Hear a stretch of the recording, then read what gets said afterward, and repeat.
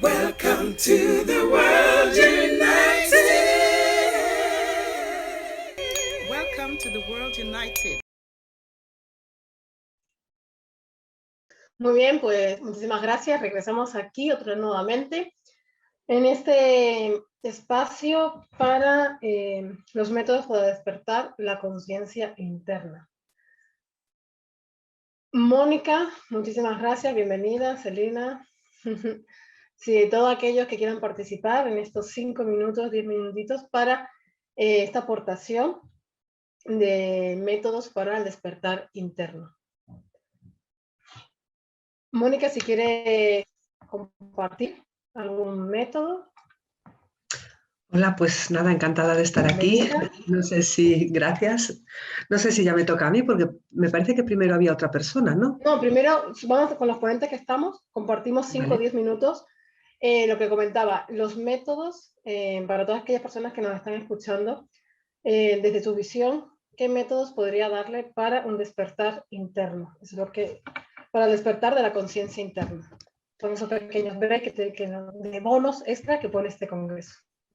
Yo, pues bueno, estoy encantadísima de estar aquí y lo que vengo a exponer un poco es que yo trabajo mucho con el tarot energético y para poder llegar a una conciencia y a nuestro ser y descubrir en nosotros pues nuestra espiritualidad, pues yo me utilizo esta herramienta.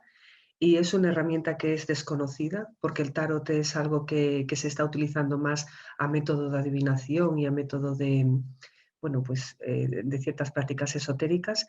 Pues yo lo utilizo pues, para conectar con eso que tenemos dentro y que es tan desconocido para nosotros y que somos nosotros mismos, que es nuestro ser, nuestra esencia. Muchísimas gracias, Mónica. Ya tenemos aquí un método a través del tarot.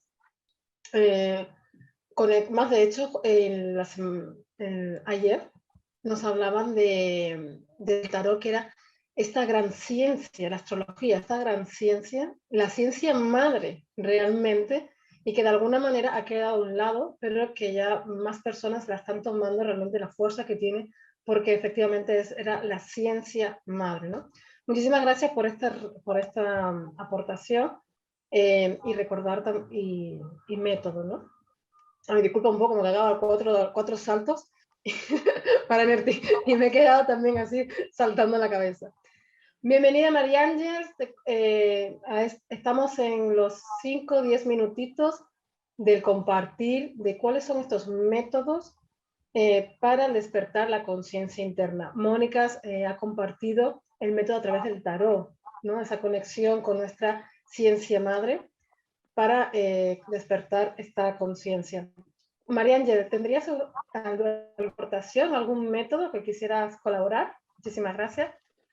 Hola, buenas. Vuelvo de mi charla para aquí. En este medio de transformación yo diría, es escúchate.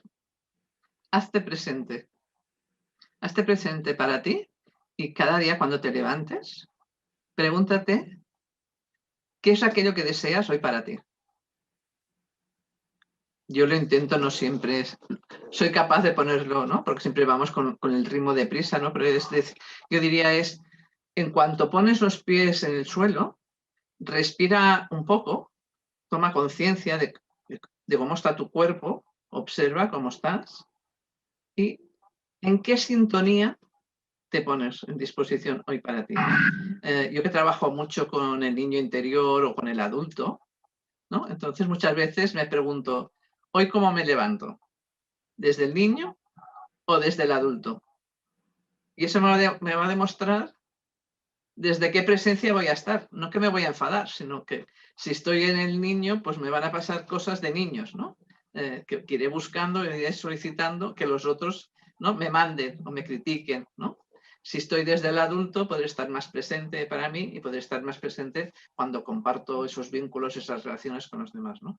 Entonces, son 5 minutos y yo puedo decir que cuando lo haces, tomas presencia. Y el día aparece de otra manera, ¿no? Es como, si sabes cómo vas, cómo estás y abierto a lo que la vida te quiera regalar, el día se va a convertir en diferente. No quiere decir que no te vayan a pasar cosas, sino que vas a estar de una forma diferente en la recepción. esas circunstancias. Muchísimas gracias, María Ángel, por esa visión, por esa nueva aportación del método. Como ya nos comenta, la autoescucha, y a partir de esa autoescucha de cómo me siento, cómo tomar esa decisión que realmente me haga estar presente aquí y ahora, ¿no? Valorando este presente como ese regalo para estar. Muchísimas gracias. Yo voy a aportar, en lo que se coloca mi compañero Kelly, el método que yo utilicé para despertar esa conciencia interna en mí, realmente mi don espiritual, por así decirlo. Yo estaba en un momento de oscuridad, un momento de sufrimiento, y ahí, cuando estábamos hablando de esa oscuridad, ese es el útero, renace una nueva vida, y ahí tomé el método de despertar mi jara. 3 dedos por debajo del ombligo, yo me daba golpes y gritaba, despierta, despierta, y una ducha de agua fría. Milagroso. En muy poco tiempo desperté de una manera totalmente increíble. Mi cerebro se derritió, toda la realidad pudo, bueno, yo entré en un estado de locura, porque de repente empecé a verme en diferentes vidas pasadas, paralelas, conectarme con seres, ver, sentir, recordar una vida en la que era una manzana, recordar una vida, bueno, toda mi existencia, ¿no?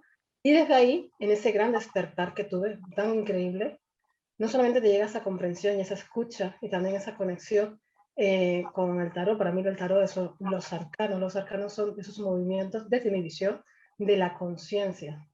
El 22, el maestro, desde mi visión, aunque también me ayudó muchísimo. Y ese despertar es tan mágico cuando tú despiertas, cuando toda tu realidad se desintegra, por así decirlo, y estás en esa conciencia. Y ahí sí utilicé el segundo método de Ángel. Bueno, me volví tan loca que yo me tomé mi tiempo, como nos invita María Ángel, me tomé mi tiempo y yo en este caso me lo tomé más de 5 minutos, María Ángel, y decidí irme a vivir a la playa. Solté toda mi vida pasada, el trabajo, todo lo que tenía en ese momento, me cogí una tienda y me fui a vivir en la playa, a darme ese tiempo para mí, a realmente conocer todo lo que estaba experimentando, ¿no? Todas esas vidas, todos esos dones, de repente canalizaba, de repente podía escuchar el sol, podía sentir a la tierra que me hablaba, sentir el sufrimiento, todo, ¿no? Y me di ese tiempo en la playa. Y ahí me tomé yo mi tiempo, este era el segundo método, me tumbaba boca arriba y simplemente dejaba que todo entrara en mí, el sonido. Y llegó un momento, y esto fue muy increíble, en el que todo sonido se aisló, toda imagen se aisló. Y entré en yo, bueno, salí de mi cuerpo y entré en mi conciencia pura. Yo había soltado todo. No había sonido, no había luz, pero estaba todo. Entonces de repente ahí, en ese estado de conciencia pura, sientes como ese Big Bang que dicen, ¿no? Esa expansión, porque fue justamente así. Y aquí ya regresé, como me decía nuestra compañera anterior, con una nueva vida. Notas cómo se te va tu energía y una nueva energía entra en ti. Y fue tan increíble los beneficios que estamos hablando aquí, ese despertar, en el que gracias a eso pude alimentarme del sol, pude sentir los rayos, y bueno, y gracias a eso pude estar en la playa, ¿no? Alimentándome del sol. Y de aquí la importancia que este congreso y que hoy nos brindan estos minutos de despertar la conciencia, de tener esa coherencia en mente, cuerpo y espíritu, y tenernos esa apertura de salir de esa mente programada, esa mente estructurada, y abrirnos a la esencia, ¿no? A nuestra verdadera razón de estar, de ser. Bueno, este es ya mi espacio de compartir para despertar la conciencia. Kelly, si quieres aportarnos algún método para cerrar ya este espacio que nos da el Congreso, y pasamos con los ponentes. Qué historia linda, Lorelei, qué historia linda. Bueno, realmente me quedé colgado con tu historia. Bueno, yo soy un profesor de yoga y por una cuestión de marketing debería decir, quieren iluminarse, hagan yoga. Pero ¿por qué Kelly diría esto? No es apenas por una cuestión de marketing. Es que las posturas de yoga son como posturas adelante de la vida. ¿Qué postura tenemos adelante de la vida? Somos flexibles. o somos muy fuertes, o no tenemos equilibrio. ¿Cómo somos adelante de la vida? ¿Soy equilibrado? ¿Soy fuerte? ¿Soy ágil? ¿Soy flexible? ¿Cómo soy adelante de mis pensamientos? ¿Soy flexible? ¿Abrazo a los pensamientos? ¿Abrazo las ideas? ¿O me mantengo rígido dentro de mis patrones de pensamiento y los otros son de afuera?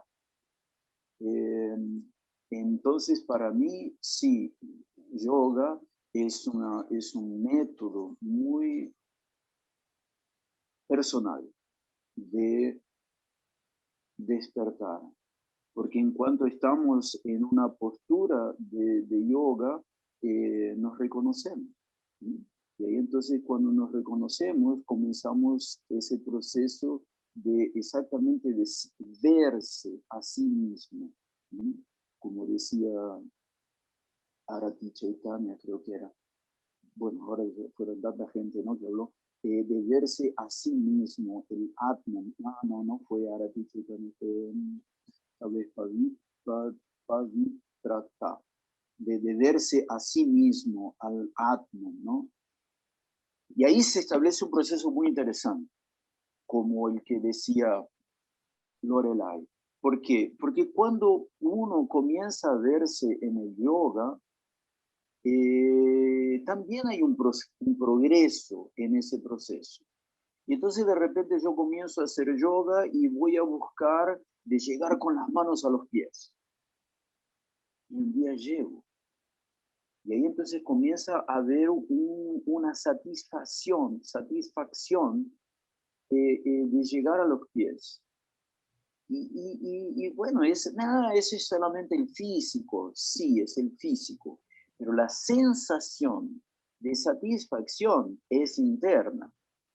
Y ahí ocurre algo muy interesante, porque yo me satisfago, ¿cómo se diría? ¿Sí? Yo me quedo satisfecho con mi actitud. Entonces la satisfacción fue generada por mí. Eso en yoga se conoce como autosatisfacción. Eso se llama específicamente Atmarama.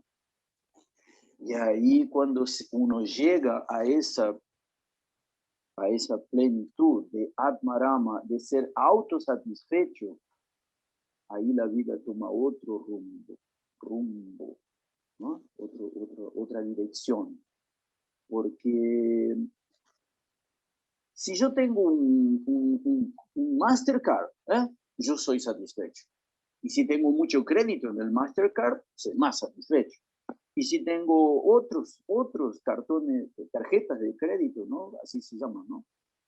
Soy más satisfecho. Entonces, cuando mi satisfacción depende de algo allá afuera, yo estoy con problemas, ¿no? Porque así que me corten el crédito, no tengo más satisfacción. Pero cuando uno se torna autosatisfecho, ahí entonces la vida gana otro color. Y eso es lo que ocurre en el yoga. Uno comienza a experimentar, se dice así, tener experiencias de autosatisfacción.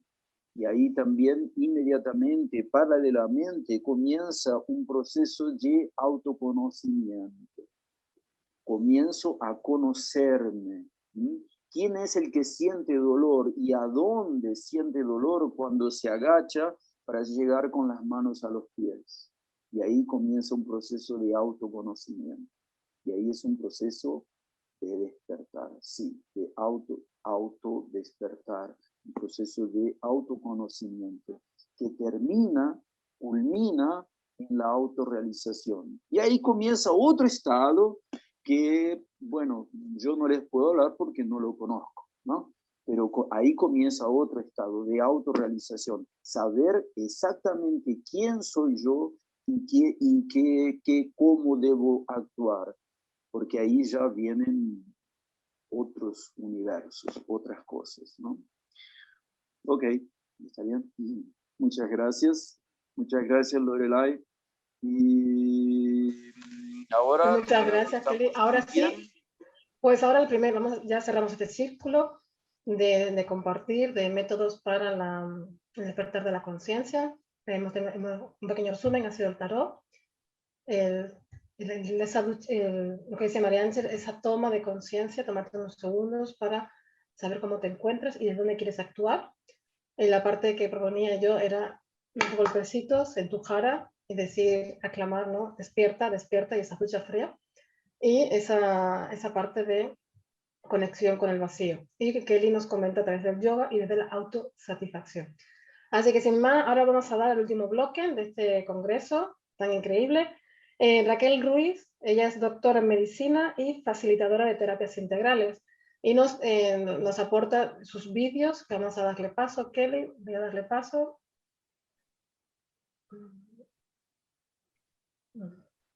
Cómo aplicar la espiritualidad en la práctica clínica con el paciente, ¿no? No entendí, ¿tú vas a colocar el vídeo o quieres que yo lo coloque? No entendí. No, yo ya lo tengo preparado, yo ya le doy ok, paso. perfecto, perfecto. Muy bien, pues vamos a dar paso. Celina, ¿te puedes apagar el micro? Porque a veces da interferencias. Sí, de aquí a poco todos tendremos que cerrar los micrófonos. Gracias, Miriam.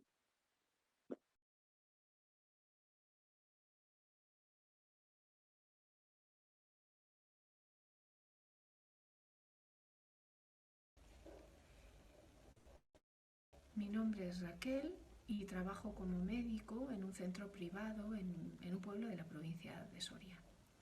Este año voy a colaborar en el Congreso sobre Espiritualidad que se celebra en mayo, y la charla que voy a dar o voy a impartir va a tratar sobre cómo aplicar la espiritualidad en la práctica clínica con el paciente.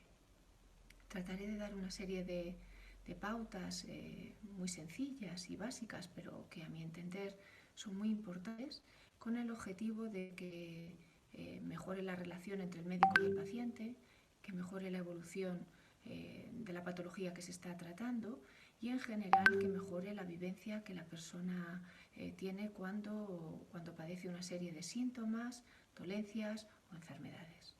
Nos vemos pronto. Un saludo. Entonces su presentación, pero por lo que se ve está muy bajo el audio. Tal vez al grabarse ella se haya separado. Ahora voy a poner la ponencia. Vamos a ver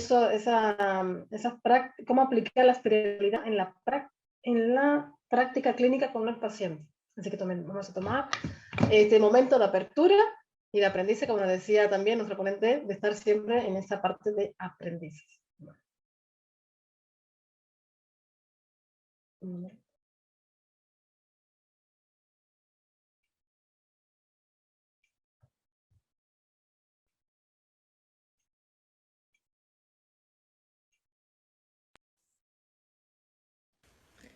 Hola a todos, mi nombre es Raquel. Quiero comenzar dando las gracias por la oportunidad que se nos ha brindado. Gracias a todos los organizadores de este evento, así como a las personas que van a participar como ponentes, por hacer posible este bonito proyecto. Gracias de corazón. Trabajo como médico en el ámbito de la medicina privada y como médico recibí una formación muy científica y racional. Mi visión de la vida, las primeras décadas de mi vida, fue muy mental. No había espacio en el mundo de la fe y de la espiritualidad. Sin embargo, una experiencia muy traumática y dura vivida en mi familia hizo que mi vida se pusiera patas arriba y que comenzara a cuestionarme una serie de preguntas de tipo trascendental. ¿Somos únicamente aquello que parecemos? ¿Existe vida después de la muerte?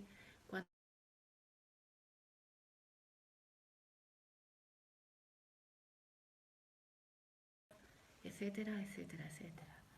Además, esa experiencia vivida también me permitió tener una apertura. Fue como una palanca de cambio, un punto de inflexión en mi vida.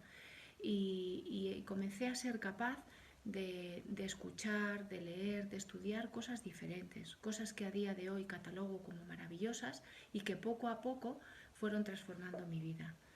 De ese modo, comencé a compartir algunas de esas cosas con mis pacientes y mi relación con ellos tomó una dirección un tanto diferente. Mi charla de hoy va a tratar sobre cómo aplicar la espiritualidad en la práctica clínica con el paciente. Debo comenzar aclarando qué es en realidad o qué significa o qué pretendo al decir o hablar de cómo aplicar la espiritualidad en la práctica clínica con el paciente. Tomando el concepto de espiritualidad que nos presenta la RAE, espiritualidad es una obra o cosa espiritual. ¿Y qué es algo espiritual? Pues aquello perteneciente o relativo al espíritu. Si buscamos la definición de espíritu, es el principio generador, el carácter íntimo, la esencia o la sustancia de algo. De manera que al referirme a cómo aplicar la espiritualidad en la práctica clínica con el paciente, me estoy refiriendo a cómo hacer de la práctica clínica con el paciente un acto consciente para poder llegar a la esencia o principio generador de las circunstancias que está viviendo en ese momento el paciente. Si queremos llegar a esa esencia, es necesario tener un conocimiento más profundo de uno mismo, un conocimiento más profundo del paciente y también de la realidad que nos rodea. Un conocimiento más profundo que no evalúe únicamente la apariencia, sino que trate de llegar a la esencia en este caso pues de la persona, del paciente, de las circunstancias, de los posibles desencadenantes de esa enfermedad. Con todo esto, no quiero dejar de mencionar que los avances de la ciencia que han dejado en el campo de la medicina y que sigue aportando son muy importantes y necesarios. Se trata de tener presente que la ciencia y la espiritualidad deben de ir de la mano. Sería maravilloso que hubiera un trabajo conjunto entre ambos mundos, que aunque en otras épocas de la historia han estado confrontados y separados, afortunadamente cada vez hay más cercanía entre ellos. Aprovechar los conocimientos que los avances tecnológicos nos han aportado, sin olvidar aquella sabiduría inherente al ser humano que se conoce desde hace miles de años. Grandes maestros y maestras de todos los tiempos nos han hablado de ella. La medicina debemos de entenderla no solo como una ciencia, sino también como un verdadero arte que valore y trate en su conjunto al ser humano. ¿Por qué deberíamos de aplicar la espiritualidad cuando estamos ante un paciente? Hay varias razones o motivos que a mi entender justifican esto. Uno de ellos podría ser que así vamos a tener una comprensión más amplia del motivo de su enfermedad. Otro motivo podría ser que nos va a permitir un mayor acercamiento a la persona, o que la situación puede presentarse como una oportunidad para explicarle una nueva concepción de la realidad, un nuevo paradigma. También para hacerle saber que él o ella forman parte activa en su proceso de enfermedad y también parte activa en la restauración de su estado de salud. También cuando aplicamos la espiritualidad con el paciente tendremos la posibilidad de hablarle de diferentes técnicas y de herramientas que pueden utilizar en el día a día. Al hablar de una comprensión más amplia del motivo o motivos que han provocado la enfermedad, me estoy refiriendo a que se trataría de ir más allá de lo aparente. Conocemos la etiología o las etiologías de muchas patologías. Bueno, pues tendríamos que ir más allá de esa causa más evidente, también en el mundo mental, en el mundo emocional y también en el mundo espiritual del paciente. Se puede entender la enfermedad de muchas maneras. Una forma de entenderla es como un camino que de algún modo nuestra alma ha decidido vivir en esta experiencia de vida. También podríamos entender la enfermedad como consecuencia de una serie de causas que no somos capaces de reconocer que tienen un origen más profundo, a otro nivel del físico, y que de alguna manera es a través de esa parte física que esa otra parte más profunda y oculta se está comunicando. Para tener esta concepción de la enfermedad debemos ver a las personas como un todo, formadas por diferentes partes, pero que integran de forma conjunta a cada individuo. Una parte física, una parte mental, una parte emocional y también una parte álmica y espiritual. La espiritualidad también nos va a permitir un mayor acercamiento a la persona. Aplicarlo en la práctica clínica con el paciente supone tener un conocimiento más profundo y certero de la realidad, de manera que no existe cabida al juicio, y sí una comprensión de la situación que está viviendo el paciente. Esa comprensión va a llevar indudablemente a un mayor acercamiento a la persona. La situación, como decía anteriormente, puede presentarse como una oportunidad para explicarle una nueva concepción de la realidad, un nuevo paradigma. Sin embargo, debemos de respetar a cada individuo y ser capaces de tener discernimiento a la hora de hablarle a las personas de determinados temas. Hay personas que no están preparadas para escuchar algunas cuestiones. Debemos de aceptarlo y no tratar de convencer sobre lo que debe de hacer, no debe de hacer, cómo deben entender la realidad, etcétera, etcétera. Cada uno de nosotros nos encontramos en un estado consciencial determinado y vamos a actuar acorde al mismo. Así que una vez más quiero incidir en el respeto a los pacientes y también en la aceptación de sus decisiones. Hacerles saber a él o a ella que forman parte activa en su proceso de enfermedad y también en su proceso de restauración de su estado de salud. El personal sanitario, en su labor asistencial, además de dar un diagnóstico y pautar un tratamiento, puede explicarle al paciente la importancia que tiene la actitud ante la enfermedad. También puede hacerle saber que sus pensamientos y sus sentimientos, algunos de ellos que surgen en torno a su enfermedad, de alguna forma co-crean su realidad.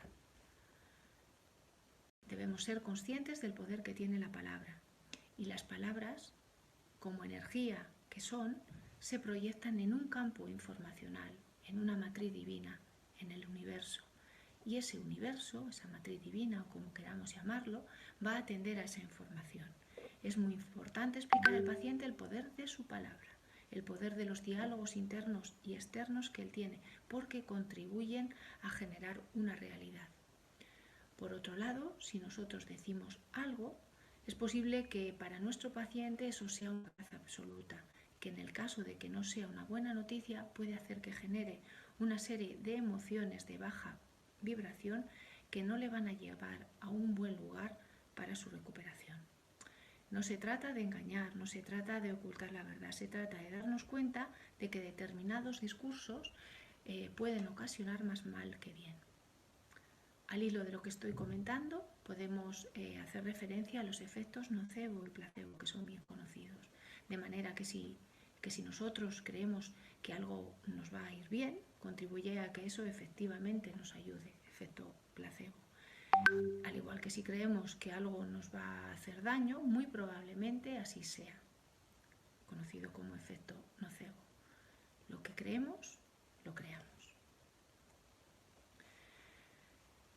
Puede plantearse también la posibilidad de hablarle al paciente de diferentes técnicas y de herramientas que puede utilizar en el día a día, siempre que el paciente sea receptivo a poder escuchar algo en torno a la espiritualidad o al mundo de las energías. Puede hablar de diferentes técnicas de autoconocimiento y de sanación, técnicas que pueden utilizar diariamente y también incidir en el poder que tienen para hacer cambiar las cosas.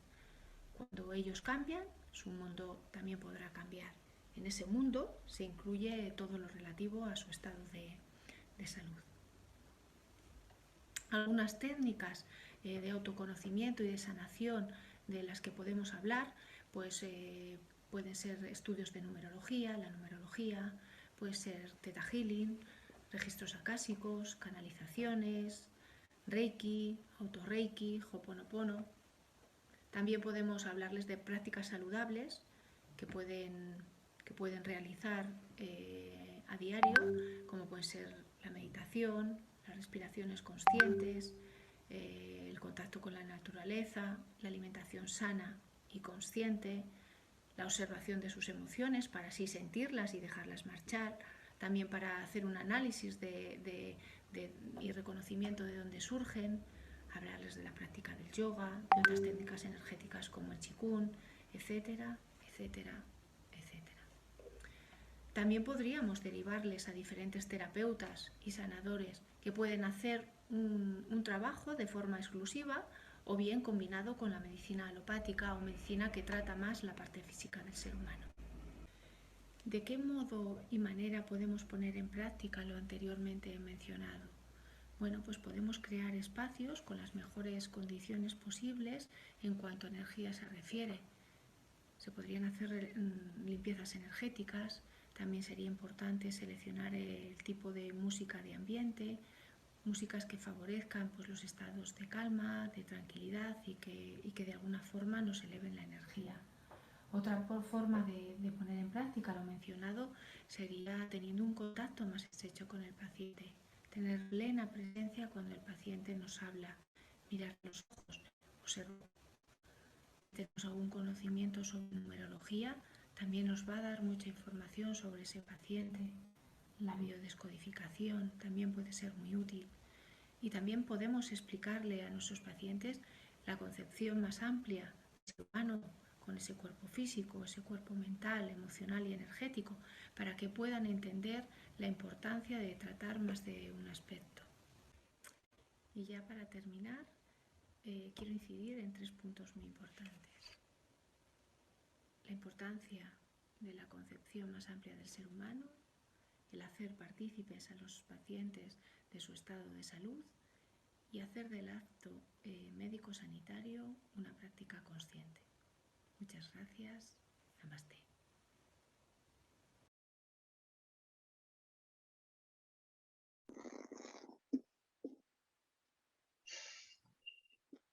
Wow. Muy buenas informaciones para